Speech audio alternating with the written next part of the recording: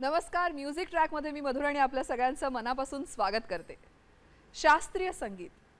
शास्त्रीय संगीतात संगीत आधी येतं आणि मग शास्त्र येतं. या शास्त्रीय संगीताचे स्वतःचे असे काही नियम आहेत. ते कोणते आहेत, का आहेत आणि ते मोडले तर काय होतं, असे अनेक प्रश्न पडतात. पण खरं सांगायचं तर हे नियम पूर्वजांच्या अनुभवातून आले आणि त्यातनं शास्त्र निर्माण झाले. या शास्त्रामुळेच अभ्यासकाला एक दृष्टी मिळते, शिस्त मिळते आणि एक पद्धती निर्माण होते. आज आपल्याकडे ज्या पाहुण्या कलाकार आलेल्या आहेत त्यांनी या शास्त्रीय संगीताचा असाच गाढा अभ्यास केला आहे आणि आपण त्यांच्याकडनं जाणून घेणार आहोत की त्यांची सुगम संगीताकडे पाहायची काय दृष्टी आहे ते. स्वागत करूया गायिका संगीतकार स्वाती पेंडसे यांचं. नमस्कार स्वातीताई, तुमचं मनापासून स्वागत. मला खरंच हा कार्यक्रम करताना असं वाटतं की आपण किती भाग्यवान आहोत की आपण भारतासारख्या देशामध्ये आहोत. आपल्याला शास्त्रीय संगीत, सुगम संगीत, फिल्म म्युझिक असं किती मोठा खजिना आहे आणि अनेक संगीतकार आणि त्यांचं वैविध्यपूर्ण संगीत आपण ऐकतो. आणि मला सुरुवातीला तुम्हाला हेच विचारावंसं वाटतं की कुठलंही संगीत घेतलं तरी आपल्याकडे दोन्ही प्रकारचे संगीतकार आहेत की ज्यांचा गाढा अभ्यास शास्त्रीय संगीताचा होता आणि ज्यांना अजिबात काही शास्त्र माहितीच नव्हतं संगीतातलं. तुम्हाला संगीतकार म्हणून काय वाटतं की अभ्यास असणं आवश्यक आहे का? आवश्यक असं नाही म्हणता येणार, पण जेव्हा अभ्यास असतो तेव्हा साहजिक तुम्ही जे करता ते अभ्यासपूर्ण असतं. ते काळाच्या कसोटीवर टिकण्याची शक्यता जास्त असते. पण म्हणून ज्याने अभ्यास केला नाही तो ट्यून घेऊन येणारच नाही असं नाही. रानोमाळ गुराखी ट्यून्स बासरीवर वाजवत असतात आणि त्याही अजूनपर्यंत आपल्यापर्यंत आल्याच आहेत. आपण कृष्णाच्या नावाने खरंच आहे, खरंच त्या अजूनही हे करतो. वा, या एपिसोडच्या सुरुवातीला ह्याच मुद्द्यावरचं एखादं गाणं मला ऐकायला आवडेल. त्याच्याविषयी थोडंसं सांगा, त्या गाण्याविषयी, कवी आणि तुम्ही कधी बांधलं तेही सांगा. हे चाल करून खूप दिवस झाले. मासिकात पाहिलेली कविता होती, आवडली आणि तिला मी चालवली. अनिल कांबळे यांची कविता आहे आणि खूप सुंदर त्याचे शब्द आहेत. ऐकलं तर जास्त मजा. जरूर. कोण ऐकवतं? मंदार गानू आणि अर्चना गोरे आपल्यापुढे हे युगलगीत सादर करतील.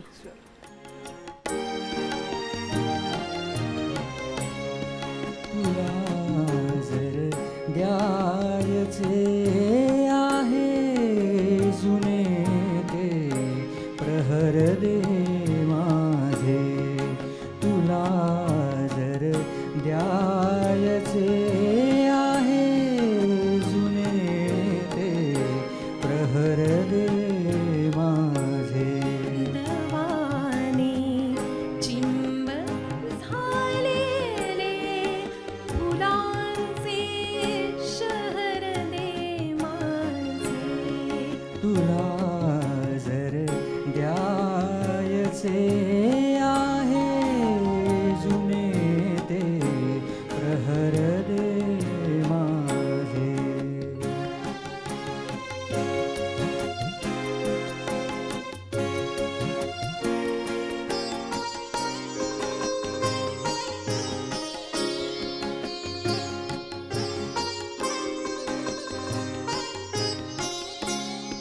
निरामय सांज वेला दिव्यांच्या रागता ओळी उडाले जे तुझ्यासाठी जुने ते पदर दे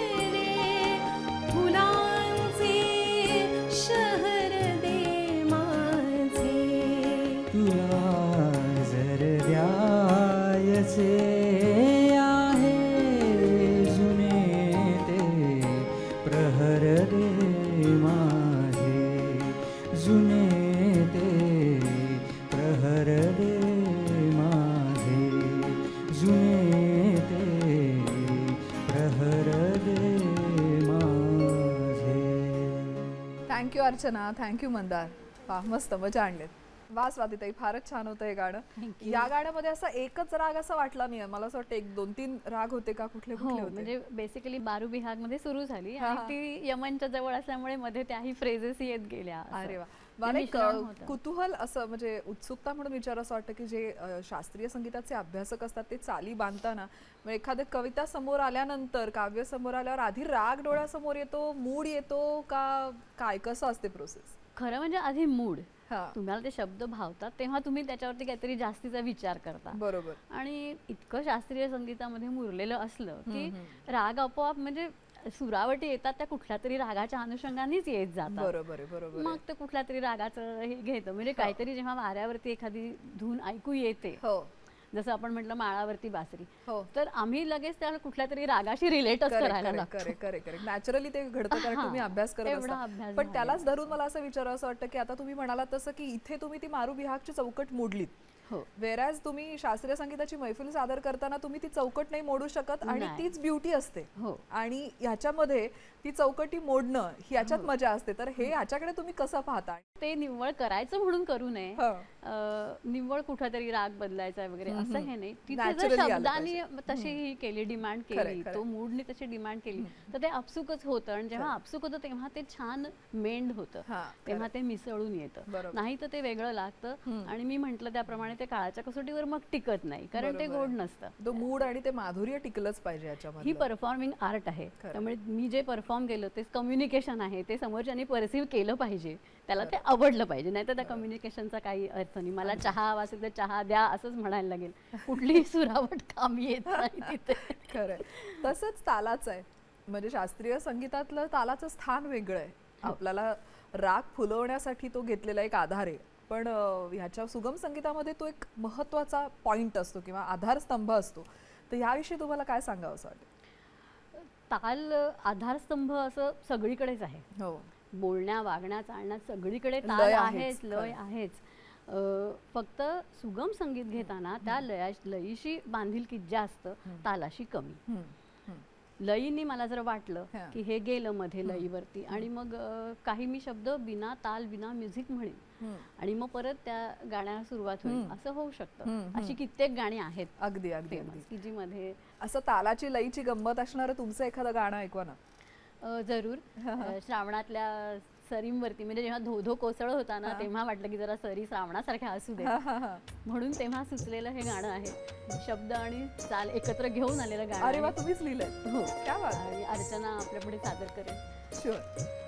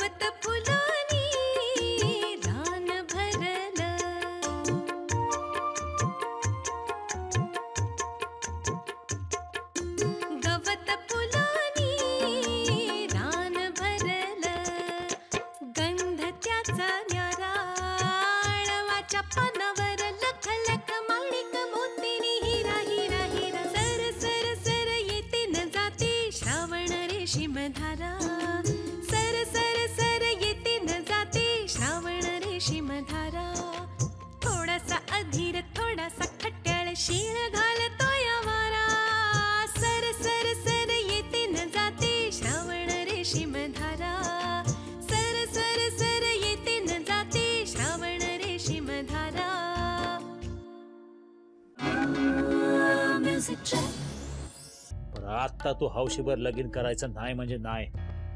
आणि समजा मी तुझं म्हणणं ऐकलं नाही तर? या समजून तू माझा घात केलास. कृष्णा काठच्या कथा शनिवारी दुपारी 3:30 वाजता. म्युझिक ट्रॅकमध्ये आपल्या सगळ्यांचं पुन्हा एकदा स्वागत. आपण गप्पा मारतोय शास्त्रीय संगीत गायिका आणि संगीतकार स्वाती पेंडसे यांच्याशी. तुम्ही शास्त्रीय संगीत रीतसर कोणाकडे कधीपासून शिकताय? आणि खरं तर लहानपणापासून घरी वडील गवई होते. आईचंही व्यास संगीत विद्यालयामध्ये शिक्षण झालेलं, दादरची ती विशारद. त्यामुळे आम्हाला घरात बाळकडू होतंच. पण पुढे मी जेव्हा डिग्री घेण्यासाठी सर्टिफिकेट, की कुणाला सांगू की मी गाते तर किती गाते, काय येतं हे कळण्यासाठी सर्टिफिकेट दिसलं की कळतं. तर मुंबई युनिव्हर्सिटीमध्ये फिरोज दस्तुरांचं मला मार्गदर्शन, डिप्लोमा केला, विशारद केलं पार्ल्याच्या जोशी सरांकडे आणि मग MA नारायण बोडसांकडे. ते आज तायगळत मी त्यांच्या मार्गदर्शनापासून पुढे जात नाही. कुठलंही काही गझल केली, हिंदी गझला मी करते आणि गाते, लावणी, काहीही प्रकार मी केला तरी तो त्यांना ऐकवते, ते ओके म्हणतात, मग आम्ही पुढे जातो. क्या बात आहे, क्या बात आहे. डॉक्टर अशोकदा रानडे यांच्याकडे तुम्ही बरेच वर्ष शिकल्यात आणि ते म्हणजे एक एन्सायक्लोपीडिया आहे असं म्हणायला हरकत नाही. अगदी, हे तर म्हणजे एकदम खूपच म्हणजे ज्ञानसागर एन्सायक्लोपीडिया म्हणतात ही थोडंच मी म्हणेन. पण तिथे एक शिकलो की सूर, राग, ताल हे तर सगळं शिकतच होतो ते, पण गाण्याच्या शास्त्रीय संगीताच्या बाहेरचं जे गाणं ते कुठलंही तिथे वर्जन नव्हतं. लावणी वर्जन नाही, फोक वर्जन नाही, रवींद्र वेस्टर्न वर्जन नाही. मला जेव्हा कुणी असं आता इथे जसा सगळा संच बसलेला आहे, कुठलं स्केल सी, किंवा आम्ही गडबडून जायचो, हे काय बाबा CB ABCD कुठून आलं. मी म्हटलं नाही आम्हाला कळत नाही सर, शिका. सो कुठल्याही गोष्टीला त्यांनी हे आपलं नाही म्हणजे ते आम्ही जे ऐकत आलो की घराणं आणि ऐकू देत नाही, हे तर नाहीच. उलट तुम्ही एक्सप्लोअर करा प्रत्येक नवा जॉनर. त्यातून मग मी ते वेस्टर्न वगैरे पण शिकले. आणि लावण्या जे आम्ही फार लक्ष देत नसू किंवा फोक, किती त्याच्यामध्ये वेगळ्या वेगळ्या तुमच्या डेली ह्याच्यातल्या गोष्टींवरती देखील इतकं सुंदर भाष्य असतं. बायकांनी केलेलं असतं, सामान्य माणसांनी केलेलं असतं, शेतकऱ्यांनी केलेलं असतं. तो त्यांचा अनुभव असतो, तो खरा येतो त्याच्यातनं. आणि ते गाणं चाल सूर, तुम्ही कुठलं रागाचं त्याला बंधनाची गरज नाही. तुम्हाला खरंच तुम्ही भाग्यवान आहात की त्यांचा सहवास मिळाला, त्यांच्याकडनं शिकायला मिळालं. खरंच भाग्यवान. खरंय. त्यांच्यासाठी 2 कान किती ओढू असं आहे. त्यांना कुठलं गाणं अर्पण करावं असं वाटेल तुम्हाला आता ह्या एपिसोड मध्ये? लावणी. क्या बात आहे. जरूर जरूर. मीच शब्द लिहिलेले आहेत. अरे वा. त्याची ही सांगायची तर आपली जी गझल भयंकर फेमस जी आहे, आज जाने की जिद ना करो, हो, त्याच्यावर असं की मराठीमध्ये हे गझल हा फॉर्म काय आहे, आवडलं की नोट आली पाहिजे वर ना. लावणीचं काय आहे तेच आहे, त्याच्यातून आलेलं हे गाणं. म्हणजे मूळ कल्पना ती, पुढे वेगळं आहे अर्थात. वा, मला ऐकायला जरूर आवडेल. जरूर.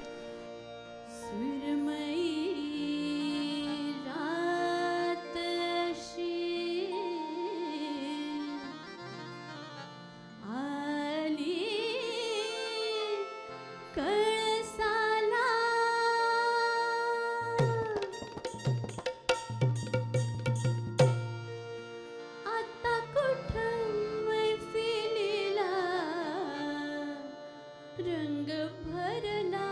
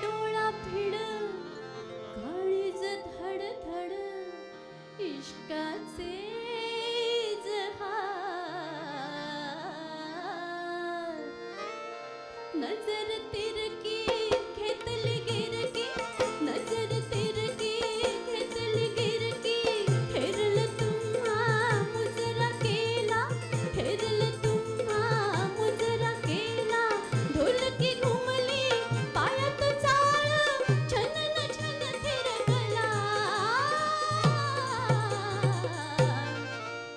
कुठून निघाला तुम्ही अशा वखताला कुठून निघाला तुम्ही अशा वखताला आता कुठं मैफिलीला रंग भरला आता कुठं मैफिलीला रंग भरला उठून निघाला तुम्ही अशा वखताला उठून निघाला तुम्ही अशा वखताला उठून निघाला तुम्ही अशा वखताला वा क्या बात है. या लावणीने तर खरंच खूप मजा आणली स्वातीताई, मस्तच. पण मग सुगम संगीताचं असं शिक्षण तुम्ही कुठे घेतलं का? नाही, वेगळं सुगम संगीताचं शिक्षण घ्यावं अशी हीच भासली नाही गरज. मी क्लासिकल गात होते, मला ते येतंय, मला नाट्यसंगीत येतं, मी नाटकातनं भूमिका केल्या, म्हणजे ॲमॅच्युअरमध्ये लहानपणापासून करत आले. आणि कुणी असं ऐकतं, कुठे कार्यक्रमात ऐकतं, अरे वा छान गायलीस, मग ये रेकॉर्डिंगला, असं करून तोही अनुभव एक एक घेतला. आणि लक्षात आलं की अरे आपल्याला हे जमतं, येतं, म्हणजे परत तुम्ही वा म्हणून ये परत म्हणता, म्हणजे ते जमलं. पण त्याच्यावरती खरा दृष्टिकोन जो डेव्हलप व्हायचा तो रानडे सरांकडे झाला. की सुगम असतं ती शेवटी तुम्ही काहीतरी कम्युनिकेट करताय, काहीतरी सांगितलं गेलं पाहिजे त्यातनं, काय कन्व्हे होते. आम्ही एक रागाची फ्रेज जर सुरुवात केली तरी ते म्हणायचे हां म्हटलं, आता पुढे हां काय सांगायचंय, काय यातनं समजू काय आम्ही. म्हणजे तिथनं ते की अरे हां नुसतंच एकावर एक आता साचा आलाप म्हटला, रेचा म्हटला, गचा, असं नाहीये हे. त्या प्रत्येक आलापाला काहीतरी मिनिंग आहे, त्यातनं काहीतरी कन्व्हे व्हायला पाहिजे. क्या बात आहे. इथून ते आलं. किती खरंच वेगळी दृष्टी आहे ही, आणि ती अशा गुरूंशिवाय शक्यच नाही मिळणार. अगदी. स्वाती, ते तुम्ही आतापर्यंत आम्हाला एक युगुलगीत ऐकवलं, लावणी ऐकवलीत आणि एक फोक पण गाणं ऐकवलं. अजून किती प्रकार तुम्ही संगीतकार म्हणून हाताळलेत? गझला हाताळलेल्या आहेत, नाट्यसंगीत मी करते, त्यामुळे त्या अंगाने जाणारी भजन रचना आहेत, अभंगाची म्हणजे CD पण केलेली आहे. हे गझलच्याच तऱ्हेचं एक गाणं आहे, पण अगदी गझल नाही म्हणू शकणार, कारण गझलचं हे जरा वेगळं असतं, सोशल बेसिस असतो, जसं कव्वालीमध्ये देवाशी संवाद असतो तसं. तर अगदी गझल नाही म्हणता येणार, पण वृत्त तेच आहे गझलेचं, त्यामुळे भावगीत कम गझल असं म्हणू शकू आपण, असं सादर करू शकते. जरूर. कोण ऐकवतंय? मंदार गाणं. आणि कोणी लिहिलंय? हे मीच लिहिलंय. क्या बात आहे. पुन्हा एकदा. ठीक आहे.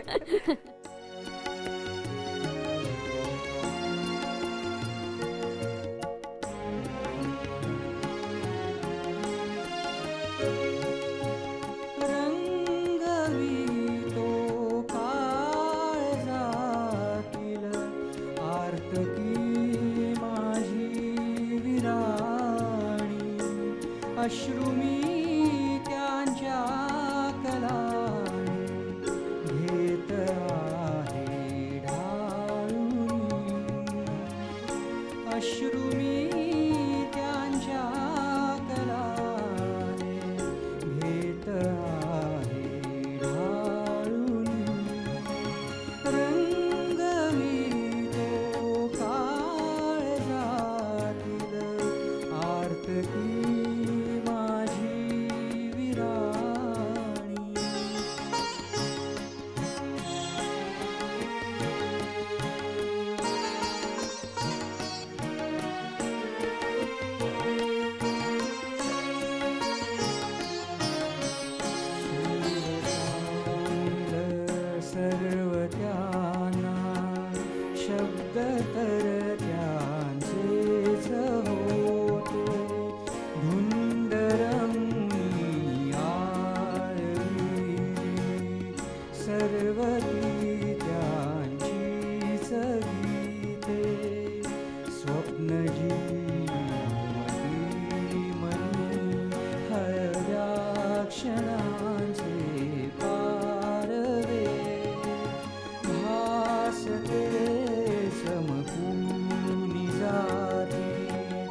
वेदनांचे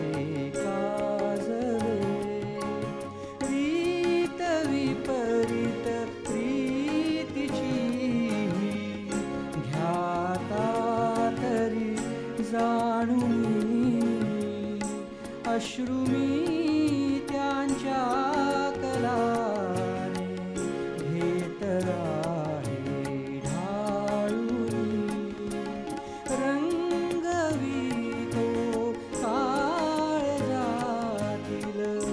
आर्तकी माझी विराणी आर्तकी माझी विराणी आर्तकी माझी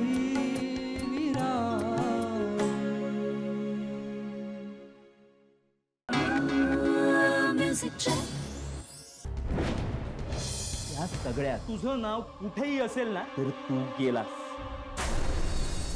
एक धागा आम्ही तिघी दर रविवारी दुपारी 3:30 वाजता. म्युझिक ट्रॅकमध्ये आपल्या सगळ्यांचं पुन्हा एकदा स्वागत. आपण गप्पा मारतोय शास्त्रीय संगीत गायिका आणि संगीतकार स्वाती पेंडसे यांच्याशी. स्वातीताई, तुम्ही शास्त्रीय संगीताबरोबर पाश्चात्य संगीताचाही अभ्यास केलाय, तर त्याविषयी थोडंसं सांगा ना. जसं मगाशी म्हटलं की जेव्हा हे कीबोर्ड आणि हे लोक ABCD असं बोलले ना, मला घाबरायला व्हायला लागलं. म्हटलं हे काय आहे, शिकून घेऊया. मग शोधात थोडासा वेळ गेला, पण मग मला चांगले सर मिळाले आणि मी कीबोर्ड शिकायला सुरुवात केली. अरे वा. आणि ट्रिनिटीच्या 5 एक्झाम्स मी केल्या. अरे वा. आणि असं म्हणता येईल की आता ते मला त्याचं हे कळलं आहे, म्हणजे थिअरी कळली आहे, प्रॅक्टिकल अजून जरा कच्चं आहे असं म्हणाले. पण त्याच्यामुळे पुन्हा एकदा जे जे तुम्ही नवीन शिकता त्याचा तुमच्या पुढच्या कॉम्पोजिशन्स वरती तोही इफेक्ट व्हायला लागतो. रिफ्लेक्शन येतं. खरंय खरंय. असंही एक कंपोजिशन आम्हाला तुमचं ऐकायचं आहे, अर्थात एपिसोडच्या शेवटी, ज्याच्यात पाश्चात्य संगीताचा तुम्ही वापर केलाय. तुम्हाला निरोप देण्याआधी मला विचारायचं आहे की तुमचे प्रोजेक्ट्स काय आहेत पुढचे म्हणजे अभंग आणि भजनं तर सतत चालूच असतात. आणि भावगीत जसं सुचलं की लिहायचं, चाल त्याला लगेच येते. ती एक आता CD त्याच्या CD इतकं पुरेसं मॅटर जमलं की त्याच्या CD. आणि गझलांवरती मी आता सध्या काम करते, हिंदी गझलांचं. त्याच्यासाठी जर थोडासा आणखीन अभ्यास, आपलं मराठी प्रोनाऊन्सिएशन उर्दूला जरा कमी पडतं, तर त्याच्यावरती जरा खास अभ्यास. म्हणजे मला एक तुम्हाला सांगावंसं, म्हणजे अभिमानाने सांगेन की मागे मी एकदा अशी भोजपुरी कजरीचा एक हे होता प्रोजेक्ट, तर तिथे मी गायले. तर मी माझे जे कलिग्स, म्हणजे जे कोणी भोजपुरी जाणणारे होते, म्हणजे UP मधनं आलेले, त्यांना मी लंच नंतर जेवण झालं की म्हणजे चला बसा, माझा एक एक शब्द मी त्यांच्याकडनं करेक्ट करून घ्यायची की माझं जर मी भोजपुरी गात असेल तर माझा लहेजा तसाच आला पाहिजे. सेम विथ उर्दू की गझल करता, म्हणून ते जरा त्याला वेळ लागणार आहे की भाषेवरती कमांड आल्याशिवाय ते नाही म्हणायचं. कार्यक्रम करायला चालतं, पण CD रेकॉर्डिंग करायला तसं नाही. फ्युचर प्रोजेक्ट्स हेच. आणि फ्युचर प्रोजेक्ट्स हे एक एक नाव न घेता गाणं हा एकमेव प्रोजेक्ट. सगळं गाणं ह्या साधना, तुमचा हा अभ्यास आणि तुमचे नवीन नवीन शोध घेणं हे असंच अविरत चालू राहू दे. आणि तुमच्याकडनं अशा अनेक चाली आम्हाला ऐकायला मिळू देत. अशा तुम्हाला मनापासून शुभेच्छा आणि म्युझिक ट्रॅकमध्ये आल्याबद्दल मनापासून धन्यवाद. आणि आता एपिसोडच्या शेवटी तुमच्या पाश्चात्य संगीताच्या अभ्यासाचं रिफ्लेक्शन असणार एक गाणं ऐकायचं. रिफ्लेक्शनच, कारण ते जाणून बुजून केलेलं नसतं. जिथे गरज पडते तेवढं येतं तिथे. कोण ऐकवतंय? मी स्वतःच म्हणतोय. अरे वा, जरूर. ही पाडगावकरांची कविता आहे. आणि कविता वाचताना मला जे फील होत गेलं, तर जाणवलं की अरे इथे स्केल चेंज होतोय, इथे मला हे जलद, तिथे स्पीड चेंज होतोय. मगाशी पण जसं म्हणतो की तालाचा काय फरक, तर तो शब्द तुमच्याकडे डिमांड करतात तशी, इथे ताल बदला, इथे सूर बदला. वा, ऐकवा जरूर. गूढ झाले डोळे गाईचे, पहाडे हे माऊसाईचे. गूढ झाले डोळे गाईचे, पहाडे हे माऊसाईचे.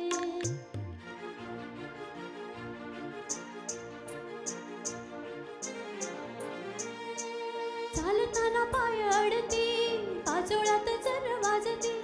चालताना पाय अडती, पाचोळ्यात जर वाजती. दिवे लागण ही झालेली, चालताना गाय भ्यालेली. अजूनही वाट रानात, बडबडे वारा कानात.